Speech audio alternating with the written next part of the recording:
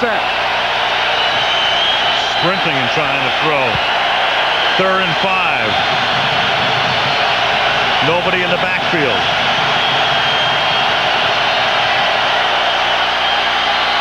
Testaverde wide open down the sideline was Anderson. Vinny looks short and to the outside to try to pick up the first down, and then looks down the sideline, and there goes Richie Anderson beating Ryan Clark.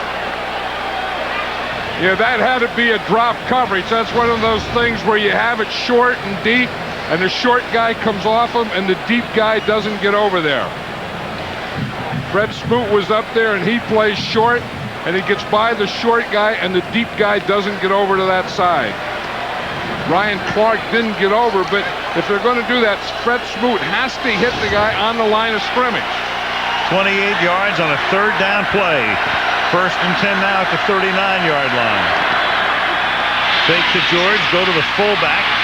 Anderson in that role.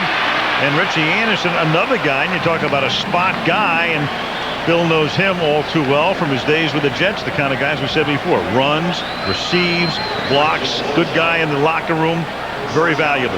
You know, and that's the way Bill Parcells builds the team. You know, he has a guy for this like Eddie George to give him a little 4th quarter running. The other guy to go 2 tight ends. Richie Anderson to come in and catch a ball for him when he needs a first down. I mean, he has guys that play special roles in special situations. Toss Anderson so he can throw as well.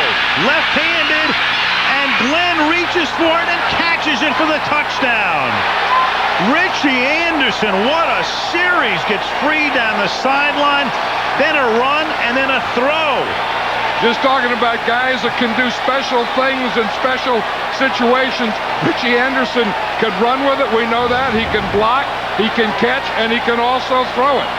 Let's see, flip it out here to his left. Now, he makes a good run. He puts the ball down like he's going to run it. He's a left-hander, so going to his left and throwing to his left is an advantage.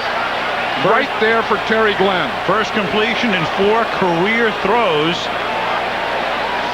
for Anderson. Now, before the extra point, the flag is out, so Joe Gibbs probably thinking back to last week when we saw Terrell Owens score a touchdown on a play that wasn't challenged and would have been overruled. Figures, why not? Does he have possession, and does he have both feet in bounds? Well, the ball is starting to come loose. And he has to have it all the way to the ground, too. And he also, well, what hit first, the knee or the foot? Left foot down, right foot down. And if they rule that he had possession, he gets both feet in. Let's see if he has possession when the first foot comes down. Ball on his fingertips. We have to, it's like a compilation of replays here. You have to look at it one way from behind now.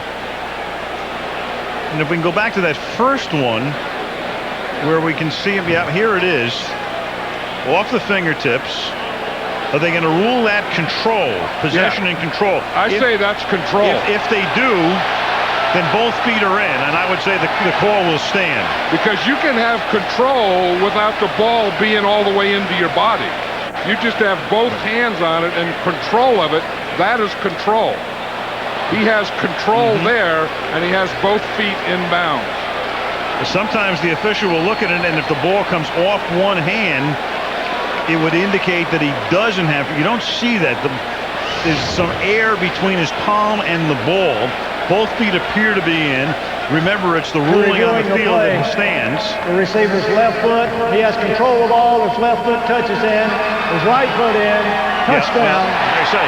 Washington is charged with a 3rd and final timeout. You have to have enough evidence to overturn. That was a little dramatic the way Jerry Austin said it. He said left foot in, and now you think, oh, maybe the right foot wasn't in.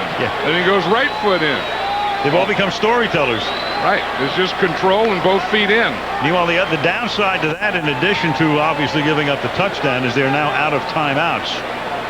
Redskins had to use 2-on-1 drive earlier, so with 13 minutes to play, the only time they can stop the clock is at the 2-minute warning, and they're down by 10 going on 11.